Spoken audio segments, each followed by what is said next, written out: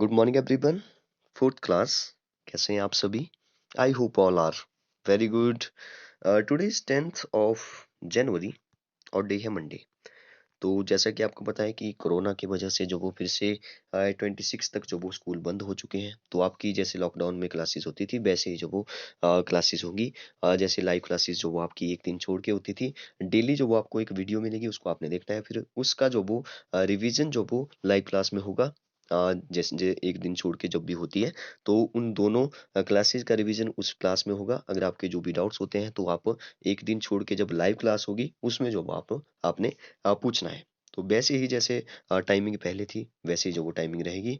आपको जो वो मैथ्स की पहले एक वीडियो मिलेगी, 5-10 मिनट की वीडियो होगी। तो उसमें जो वो आपने पहले समझना है पहले अच्छे से। तो चलिए फिर स्टार्ट करते हैं आज से। हमने जो वो स्कूल में जो वो एक्सरसाइज 10.2 जो वो कर ली थी, उसका जो वो फर्स्ट क्वेश्चन और 10.1 का फर्स्ट फर्स्ट क्वेश्चन कर लिया था। सेकंड क्वेश्चन के लिए मैंने आपको बोला था कि हम लोग जो वो इन दो क्वेश्चनों को जो वो जो जो सेकंड सेकंड क्वेश्चन है, जो स्टेटमेंट वाले क्वेश्चन है, उनको हम बाद में जो डिस्कस करेंगे। ठीक है, तो चलिए स्टार्ट करते हैं। एक नया चैप्टर स्टार्ट करेंगे आज हम, ज्योमेट्रिकल शेप्स। Geometrical shapes. तो सबसे पहला जो टॉपिक है पहले आप यहाँ पे समझिए, फिर जो वो एक्सरसाइज स्टार्ट करते हैं। तो पहला टॉपिक है कि क्लोज्ड फिगर जो वो क्या होती है। क्लोज्ड फिगर क्या होती है? क्लोज्ड फिगर, देखिए क्लोज्ड फिगर का मतलब है कि सभी मतलब कि ऐसे होनी चाहिए बिल्कुल क्लोज। जैसे फर्स्ट जो भी क्लोज्ड फिगर है हमारे पास वो ट्राइंगल है, क्योंकि ट्राइंगल में 3 साइड्स होती है। इसका मतलब ये हुआ कि दो साइड से जो वो दो साइड होगी, मतलब कि दो लाइनें होगी, तो क्लोज्ड फिगर हमारे पास नहीं बन सकती। तो इसका मतलब तो ये हुआ कि किसी भी क्लोज्ड फिगर के लिए, किसी भी क्लोज्ड फिगर के लिए हमारे पास जो वो कम से कम 3 साइड्स या 3 लाइन्स जो वो होनी चाहिए, 3 लाइन सेगमेंट जो वो होने चाहिए। बात करेंगे लाइन सेगमेंट की क्या होते हैं, वर्टिसेस क्या होते हैं, साइड्स क्या होती है, सब कुछ जो वो डिस्कस करने वाले हैं। तो सबसे पहले जो क्लोज्ड फिगर है वो जो वो हमारे पास ट्राइंगल है। अब ट्राइंगल को आप ऐसे देखिए, जैसे मैं इसका नाम दे दिया, यहाँ पे ए लिख दिया।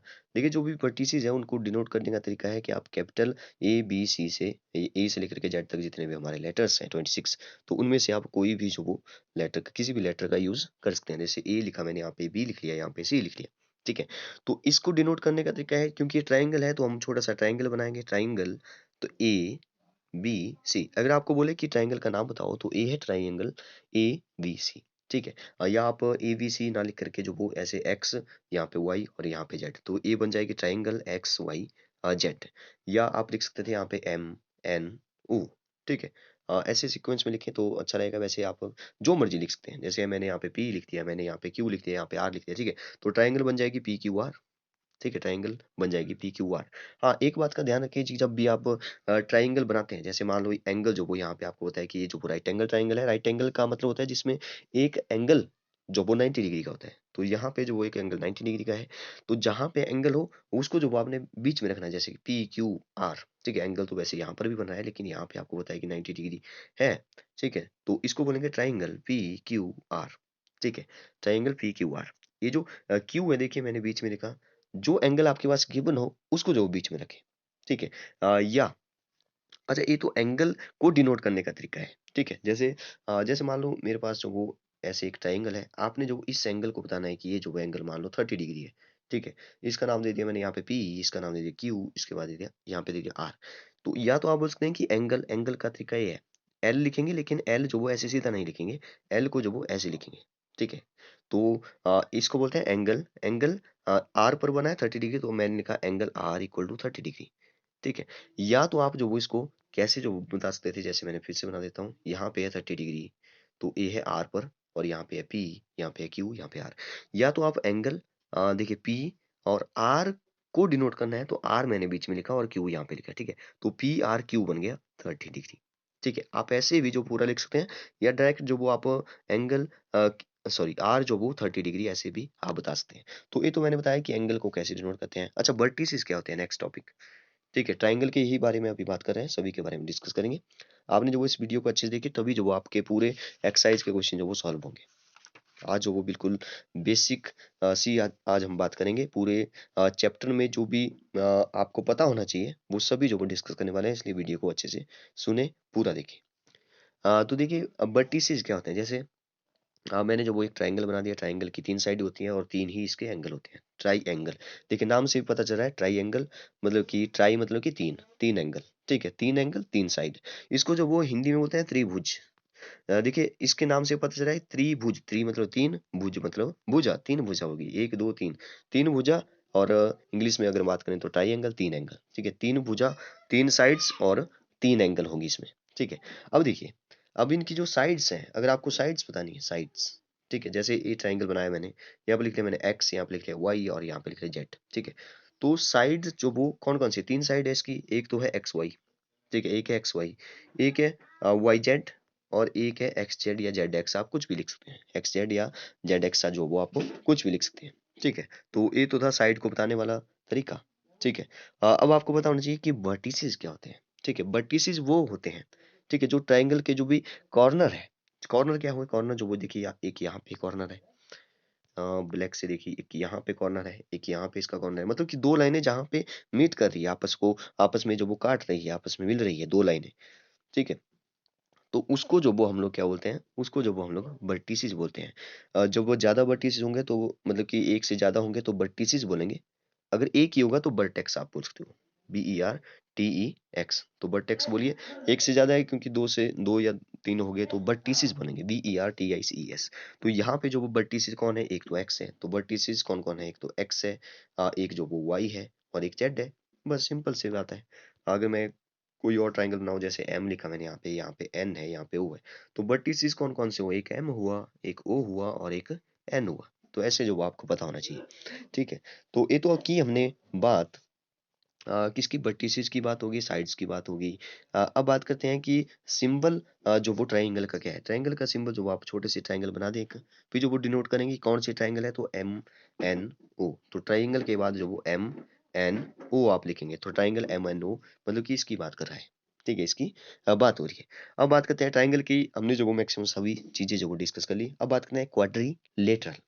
क्वाड्रिलेटरल क्या होता है, क्वाड्रिलेटरल सिंपल जो वो क्या होता है कि जिसकी 4 साइड्स हो, जिसकी जो वो बाकी ट्रायंगल के वैसे टाइप्स भी हैं, एक जैसे आइसोसेलेस होते हैं, स्केलिन होती है और इक्विलेटरल होती है, ठीक है? उनके बारे में हम बाद में अभी बाद में डिस्कस करेंगे, ठीक है? फिलहाल के लिए आप इतना याद रखें जितना बताया है। अब बात करते हैं क्वाड्रिलेटरल की। क्वाड्रिलेटरल का सिंपल सा मतलब होता है कि एक क्लोज्ड फिगर तो होगी ही, ठीक है? क्लोज्ड फिगर तो होगी ही, उसमें जब वो 4 लाइन सेगमेंट भी हो गए, जैसे मैंने यहाँ पे लिख लिया ए, यहाँ पे लिख दिया बी और यहाँ पे लिख दिया सी, यहाँ पे लिख दिया डी, ABCD, ठीक है?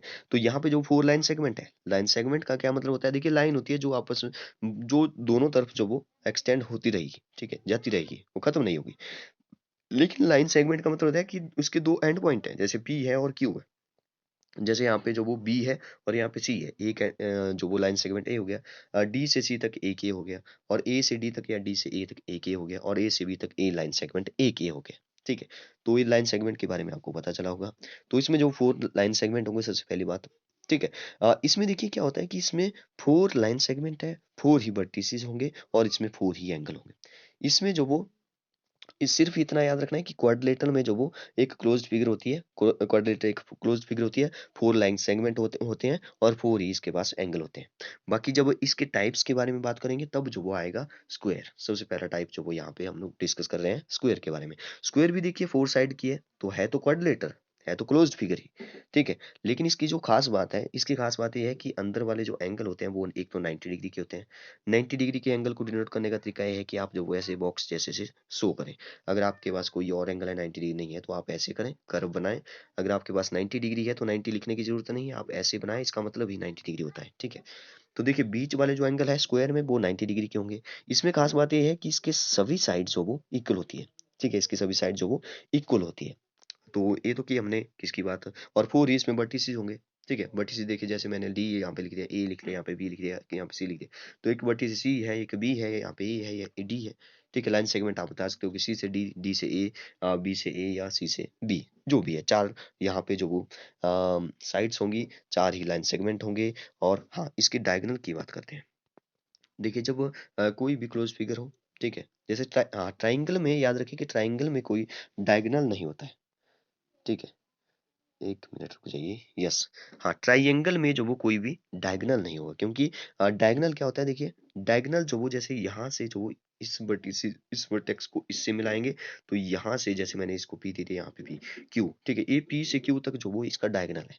तो जो भी क्वाड्रिलेटरल होता है उसमें जो वो सबसे पहले तो याद रखें कि दो जो वो डायगोनल होते हैं, तो पी से क्यू तक बन गया और एक डी से ए तक बन गया, ठीक है। अच्छा, एक मिनट रुक जाइए, कॉल आ रही है बीच में। तो एक की हमने क्वाड्रिलेटरल की बात, क्वाड्रिलेटरल में आप याद रखें कि 4 इसके वर्टिसेस होंगे, ठीक है, पी क्यू आर एम जो भी आप नाम देना चाहो, ठीक है, और 2 इसमें डायगोनल होंगे, ठीक है, 2 इसमें डायगोनल होंगे और 4 जो वो इसमें एंगल होंगे, ठीक है। अगर स्क्वायर की बात करें तो चारों एंगल 90 डिग्री के होंगे, याद रखिए, ठीक है। अब इसी का ही एक टाइप की बात करते हैं, रेक्टेंगल की, ठीक है, वेरी इंपॉर्टेंट है। रेक्टेंगल में जो वो क्या होता है, रेक्टेंगल भी एक क्वाड्रिलेटरल है, ठीक है, क्वाड्रिलेटरल है रेक्टेंगल भी, और पॉलिनोमियल तो है ही, ठीक है, सॉरी क्या बोलते हैं, एक तो क्लोज फिगर तो है ही, ठीक है, क्लोज फिगर तो है ही। तो पॉलिनोमियल भी इसको बोला बोला जा सकता है, ठीक है।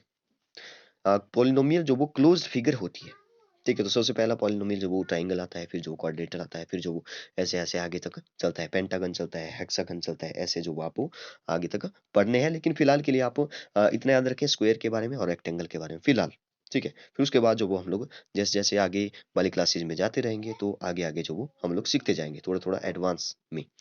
तो ए था रेक्टेंगल, ए है रेक्टेंगल। रेक्टेंगल में खास बात क्या होती है, इसके जो एंगल होते हैं वो स्क्वायर के जैसे 90 डिग्री के ही होंगे, 4 ही एंगल होंगे और 4 ही साइड होंगी। लेकिन इसमें खास बात ये है कि इसकी अब सिर्फ अपोजिट साइड इक्वल होती है। स्क्वायर में हमने बात की कि इसकी सभी साइड इक्वल होती है, लेकिन इसकी अपोजिट साइड इक्वल होती है। मतलब कि जैसे मैंने यहाँ पे पी क्यू ले लिया और यहाँ पे आर और एस ले लिया, तो पी क्यू जो वो आर एस के बिल्कुल इक्वल होगी, बिल्कुल अपोजिट होगी, ठीक है, अपोजिट जो वो इक्वल होती है।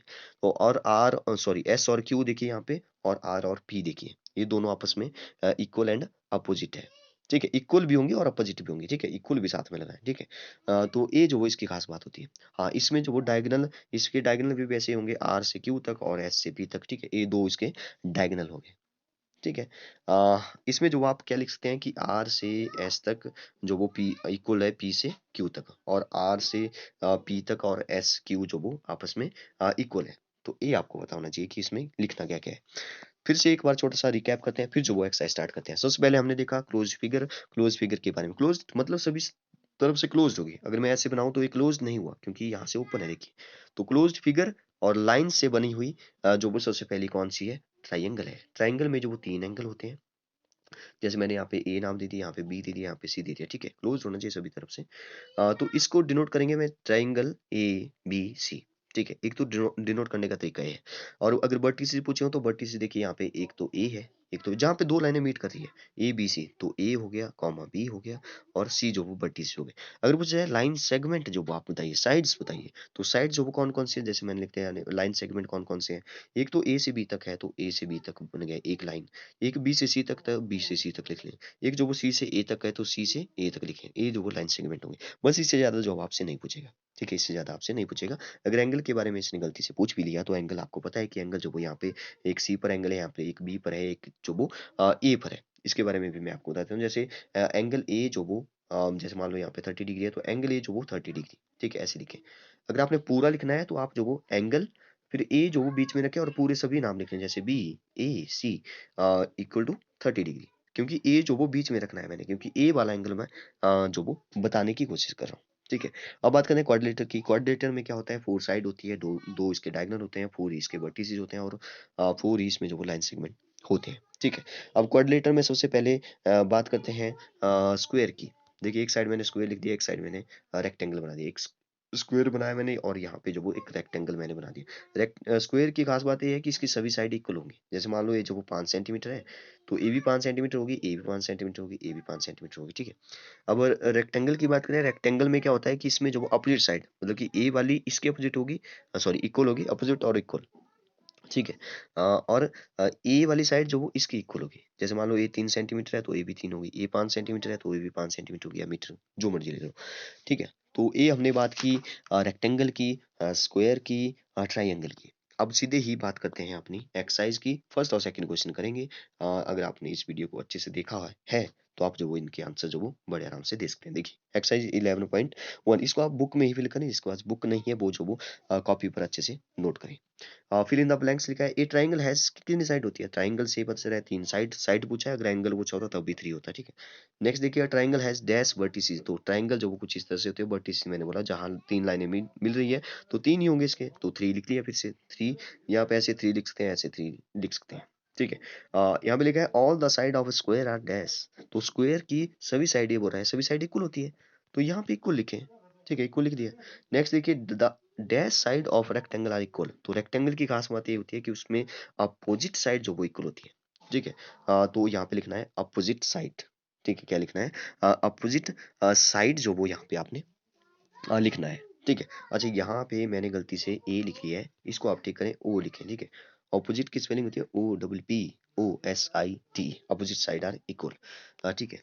मैं इसका थोड़ा सा यस स्क्रीनशॉट लेकर के, जैसे यहाँ पे आपने ओ लिखना है, ठीक है, 1 मिनट रुक जाइए, यहाँ पे आपने जो वो ओ लिखना है, ठीक है। नेक्स्ट देखिए in square all dash are equal, तो ये बोल रहा है कि स्क्वायर में जो क्या होता है इक्वल, तो स्क्वायर में जो वो एक तो वैसे तो एंगल भी पूछते हैं, तो एंगल भी 90 डिग्री होते हैं, तो ऑल एंगल्स आर इक्वल ऐसे भी बोलते हैं, लेकिन लेकिन जो सबसे पहले जो बेसिक सी बात है कि साइड जो वो इक्वल होंगी, तो यहाँ पे आपने साइड्स लिखना है, ठीक है। In square all sides are equal, तो सभी साइड जो वो उसमें इक्वल होती है, कितनी साइड होती है 4 ही होती है, क्योंकि वो क्वाड्रिलेटरल का ही एक टाइप है, क्वाड्रिलेटरल का ही टाइप है स्क्वायर और रेक्टेंगल, वैसे और भी कई सारे टाइप है, लेकिन आपको सिर्फ अभी के लिए जो इतने 2 ही पढ़ने हैं, ठीक है। नेक्स्ट बात करते हैं नेक्स्ट सेकंड क्वेश्चन की, observe the figure and answer the following question, आपने जो वो इस फिगर को देखिए, जैसे ये पी क्यू आर लिखा हुआ है, ठीक है, बनी हुई है, आपने जो वो इसको देखिए अच्छे से समझिए, फिर जो वो क्वेश्चन के आंसर दीजिए। देखिए यहाँ पे लिखा what is the name of figure, तो नेम ऑफ फिगर मैंने बताया था कि एक ट्राइंगल है, तो ट्राइंगल बनाए छोटा सा, अब वो पी लिखें क्यू लिखें आर लिखें, तो यहाँ पे लिखा है ट्राइंगल पी क्यू आर, तो ऐसे लिखेंगे। नेक्स्ट इसने क्वेश्चन पूछा नेम ऑल इट्स साइड, तो सभी साइड कौन कौन सी, देखिए एक तो पी क्यू है, एक तो पी आर है, एक क्यू आर है, तो सभी लिख लिए P Q Q R P R, ठीक है, तो ये साइड्स होगी या लाइन सेगमेंट इनको बोला जा सकता है, ठीक है। नेम ऑल इट्स वर्टिसेस, तो सभी वर्टिसेस लिखने हैं, वर्टिसेस क्या होते हैं जहाँ पे लाइनें मीट कर रही है आपस में, ठीक है। वर्टेक्स जो है देखिए एक तो पी पर है, क्यू पर है, क्यू आर है, आर पर है, तो पी क्यू आर लिख दिए, आपका आंसर हो गया, ठीक है। तो फर्स्ट और सेकंड क्वेश्चन को जो आप बुक में भी फिल कर सकते हैं, चलिए ऐसा करिए कि आप कॉपी पर करिए इसको अच्छे से, बुक में जो वो साथ साथ में फिल करिए कच्ची पेंसिल के साथ, लेकिन सभी जो वो अपनी कॉपी पर अच्छे से नोट करें, क्योंकि वेरी इंपॉर्टेंट है, अगर आप बार बार लिखेंगे तभी जो वो याद रहने वाला है, ठीक है। आज के लिए इतना काफी है, thank you and have a nice day.